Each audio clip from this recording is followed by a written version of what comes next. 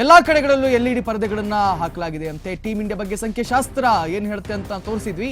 ಭಾರತ ತಂಡದ ಹೆಸರಿನ ಅಕ್ಷರಗಳ ಸಂಖ್ಯೆಯ ಮೊತ್ತದ ವಿಶ್ಲೇಷಣೆಯನ್ನು ಕೂಡ ಇಲ್ಲಿ ಮಾಡಲಾಗ್ತಾ ಇದೆ. ಸಂಖ್ಯಾಶಾಸ್ತ್ರದಲ್ಲಿ ಲೆಕ್ಕಾಚಾರದಲ್ಲಿ 1 ಅಥವಾ 3 ಸಂಖ್ಯೆಯನ್ನ ಪ್ರಭಾವವನ್ನ ಇಲ್ಲಿ ಹೇಳಲಾಗುತ್ತೆ. 1 ಸಂಖ್ಯೆಯನ್ನ ಸೂರ್ಯನ ಸಂಖ್ಯೆ ಅಂತ ಕರೆಯಲಾಗುತ್ತೆ. 3ನೇ ಸಂಖ್ಯೆಯನ್ನ ಗುರು ಬಲದ ಸಂಖ್ಯೆ ಅಂತ ಕೂಡ ಕರೆಯಲಾಗುತ್ತೆ. ಸೂರ್ಯ ನಾಯಕತ್ವ, ಪ್ರಭುತ್ವ ಮತ್ತು ಜಯವನ್ನ ಸೂಚಿಸ್ತಾನೆ. ಹಾಗೂ ಇದರಿಂದ ಭಾರತ ತಂಡಕ್ಕೆ ಈ ದಿನದ ಕಂಪನಗಳು ಸ್ವಲ್ಪ ಅನುಕೂಲಕರವಾಗಿದೆ.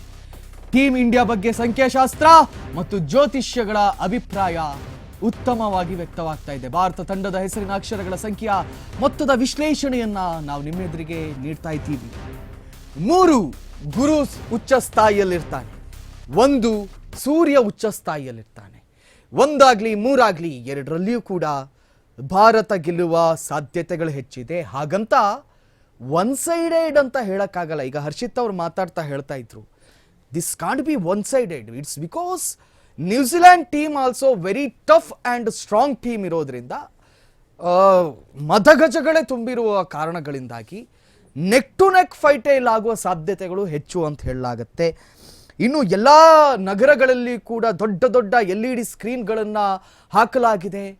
ಇವತ್ತು ಒಂದು ಕಡೆಯಲ್ಲಿ ಹೇಳಲಾಗುತ್ತೆ 7 ಗಂಟೆಯಿಂದ ರಾತ್ರಿ 11 ಗಂಟೆವರೆಗೆ ರಸ್ತೆಯಲ್ಲಿ ಜನಗಳೇ ಇರಲ್ಲ ಸರ್ ಅಂತ ಹೇಳಲಾಗ್ತಾ ಇದೆ. ಖಾಲಿ ನಾವು ಮೀಡಿಯಾದವ್ರು ಮಾತ್ರ ಕೆಲಸ ಮಾಡ್ತಿರ್ತೀವಿ, ಉಳಿದವರೆಲ್ಲ ರಜೆ ತಗೊಂಡು ಆರಾಮ್ಸೆ ಮ್ಯಾಚ್ ನೋಡ್ತಾ ಇರ್ತಾರೆ. ಸೊ ಹಾಗೆ ಆಗುವಂಥ ಚಾನ್ಸಸ್ಗಳೇ ಹೆಚ್ಚಿರುತ್ತೆ. ಇನ್ನು ದೆಹಲಿಯಿಂದ ಬೆಂಗಳೂರುವರೆಗೆ, ಮುಂಬೈಯಿಂದ ಕೋಲ್ಕತ್ತಾದವರೆಗೆ ದೇಶದ ಹಲವು ನಗರಗಳಲ್ಲಿ ಸಾರ್ವಜನಿಕ ವೀಕ್ಷಣಾ ವ್ಯವಸ್ಥೆಯನ್ನು ಮಾಡಲಾಗಿದೆ. ಉದ್ಯಾನವನಗಳಲ್ಲಿ, ಕ್ರೀಡಾಂಗಣಗಳಲ್ಲಿ, ಸಾರ್ವಜನಿಕ ಮೈದಾನಗಳಲ್ಲಿ ಹಾಗೂ ಪ್ರಮುಖ ಚೌಕಗಳಲ್ಲಿ ದೊಡ್ಡ ಪರದೆಗಳನ್ನು ಅಳವಡಿಸಿ ಅಭಿಮಾನಿಗಳಿಗಾಗಿ LED ಸ್ಕ್ರೀನ್ಗಳನ್ನು ಅಳವಡಿಸಲಾಗಿದೆ.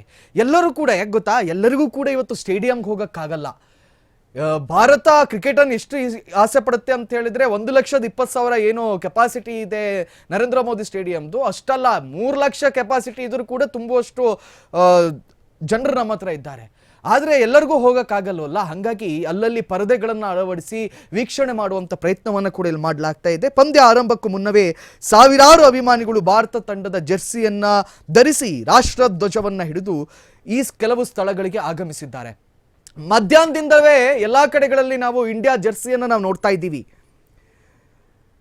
ಅಭಿಮಾನಿಗಳ ಕೂಗಾಟ ಹಾಗೂ ಸಂಭ್ರಮದ ಹಬ್ಬದ ವಾತಾವರಣ ಹೆಚ್ಚಿಸ್ತಾ ಇದೆ. ಕೆಲವು ಪ್ರಮುಖ ನಗರಗಳಲ್ಲಿ ವಿಶೇಷ ಭದ್ರತಾ ವ್ಯವಸ್ಥೆಯನ್ನು ಕೂಡ ಮಾಡಲಾಗಿದೆ. ಪೊಲೀಸ್ ಇಲಾಖೆ ಮತ್ತು ಸ್ಥಳೀಯ ಆಡಳಿತ ದೊಡ್ಡ ಸಂಖ್ಯೆಯಲ್ಲಿ ಜನರು ಸೇರುವ ಸಾಧ್ಯತೆಯನ್ನು ಗಮನದಲ್ಲಿಟ್ಟುಕೊಂಡು ಟ್ರಾಫಿಕ್ ನಿಯಂತ್ರಣ ಮತ್ತು ಎಸ್ಪೆಷಲಿ ಗೆದ್ದ ಆದ ನಂತರ ಏನು ಈ ಸಂಭ್ರಮಾಚರಣೆಗಳನ್ನು ಮಾಡ್ತಾರೆ ಅದನ್ನು ಯಾವ ರೀತಿಯಲ್ಲಿ ನಾವು ಕಟ್ಟುನಿಟ್ಟಿನ ಕ್ರಮಗಳನ್ನು ತಗೊಳ್ಬೇಕು, ಅದನ್ನು ಯಾವ ರೀತಿ ಹ್ಯಾಂಡಲ್ ಮಾಡಬೇಕು ಅಂತ ಕೂಡ ಪೊಲೀಸರು ಸಜ್ಜಾಗ್ತಾ ಇದ್ದಾರೆ ಅನ್ನುವಂಥ ಮಾಹಿತಿ ಕೂಡ ನಮ್ಗೆ ಲಭ್ಯವಾಗ್ತಾ ಇದೆ. ಕಾರಣ RCB ಘಟನೆ ಏನಾಯಿತು ಆ ರೀತಿ ಆಗಬಾರ್ದು.